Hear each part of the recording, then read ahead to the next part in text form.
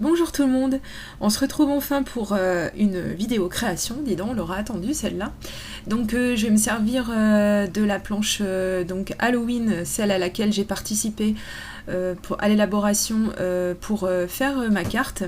Alors donc je vais utiliser le grand tampon texte donc des bonbons où tu finiras dans mon chaudron, puisque quand je le dessinais en fait ce tampon, je savais déjà en fait ce que je voulais en faire. Je voulais un résultat un petit peu sombre, hein, vraiment rester vraiment dans le, on va dire, le vrai esprit d'Halloween, qui est pas une fête, ce qu'on fait de plus joyeux, n'est-ce pas, mais bon. Donc voilà, alors ce que j'ai fait, j'ai pris le tampon, je l'ai ancré avec de la Versamark et je vais utiliser de la poudre embossée noire de la marque Artemio parce que j'ai que celle-ci, de poudre embossée, et ma foi elle est pas trop mal.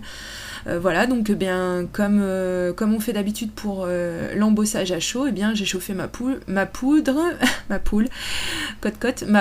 avec mon heat gun. Voilà, terminé. Et donc là, on va passer à la partie vachement sympa. Alors, je vais utiliser un des pinceaux, que cette vilaine de Cricri m'a envoyé pour mon anniversaire, alors que j'avais dit que je voulais absolument rien pour mon anniversaire. C'est pour ça que j'en ai pas parlé. Et donc elle, évidemment, il a fallu quand même qu'elle m'offre quelque chose. Ah là là. Donc je la remercie encore parce qu'ils sont vraiment géniaux. Donc la preuve, je les utilise et vraiment, c'est vraiment quelque chose de très très précis. Alors donc oui, donc pour Halloween, eh bien je vais utiliser de la couleur mer turquoise de Scrap Plaisir. Alors c'est vrai qu'il fallait un petit peu oser, on va dire, donc bien sûr que je vais pas rester rien qu'avec cette couleur qui est super belle et que vous m'avez déjà vu utiliser souvent, que ce soit sur du art journal ou sur des pages de scrap, etc. Je partirai dans un esprit un petit peu plus noir par la suite, mais bon. Donc là pour l'instant, ce que j'essaie de faire, et ma foi ce que j'ai plutôt réussi, c'est de garder le centre de mon fond de carte le plus clair possible, donc pour vraiment que ce soit les contours qui ressortent, donc pour avoir quelque chose de très lumineux au centre et du foncé tout simplement sur les côtés.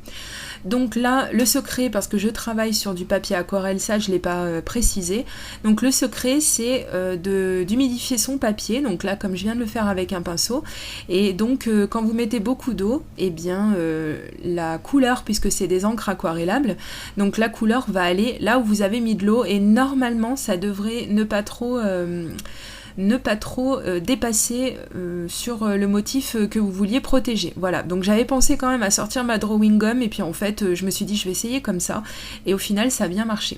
Donc j'ai séché le bleu que je viens de mettre en fait, donc là je passe avec une couleur plus foncée, donc j'ai pris le gris agate qui est aussi de Scrap Plaisir.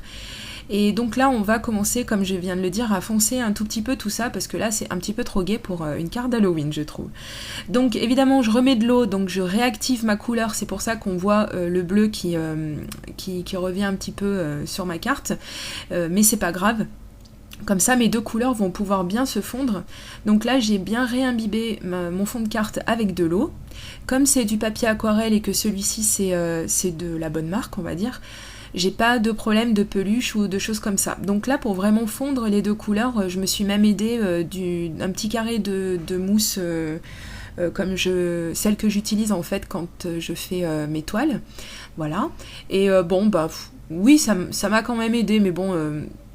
Voilà, on va dire que plus on mouille et plus c'est l'eau qui fait le travail à votre place. Donc pour mélanger les deux couleurs, je voulais quand même, comme toujours, avoir un résultat qui se fond bien. Donc il suffit de repasser sur ces espèces de petites transitions, on va dire, entre les deux couleurs pour les mélanger entre elles, étant donné que ce sont des encres aquarellables, ça marche très très bien. Et donc là, je crois que j'ai raté l'épisode pour vous le dire, mais pendant que je papotais, mais du coup, donc je suis passée à la couleur la plus foncée, donc j'ai pris le noir, celui que je vous ai montré à l'écran, si vous voulez la référence. Et donc là, voilà, je mets pas mal d'eau, donc pareil, pour toujours avoir un effet bien diffus, pour pas avoir des transitions vraiment trop tranchées comme coupées au couteau. Parce que ça, moi je trouve pas ça très très joli, ça me plaît pas et c'est pas ce que je voulais.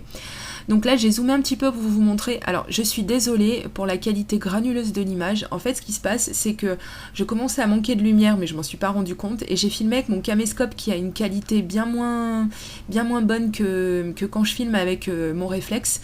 Et donc c'est ça qui donne l'aspect granuleux sur les vidéos quand on voit que ça fait un résultat comme celui-là, donc qui est pas super chouette. Mais bon, prochaine fois je filmerai avec mon réflexe. Donc là j'ai sorti ma Versafine noire, donc la Onyx Black, et je vais encore accentuer les contours pour vraiment avoir quelque chose de très très contradictoire dans les couleurs entre le blanc du centre. Donc je restais sur quelque chose de très très clair, effectivement, oui, puisque c'est du blanc, je viens de le dire, et avec du noir pour aller jusqu'au noir sur les contours. Donc comme ce sont des encres aquarellables et qu'on a vu qu'elles réagissent très bien à l'eau, j'ai pris la technique je copie, oui, de Christina Werner qui vaporise donc avec ses doigts des petites gouttelettes d'encre pour faire réagir de nouveau les encres qu'on a mis sur son fond de carte. Et donc en prenant un essuie-tout, eh bien, on vient pomper en fait l'encre qui s'est réactivée.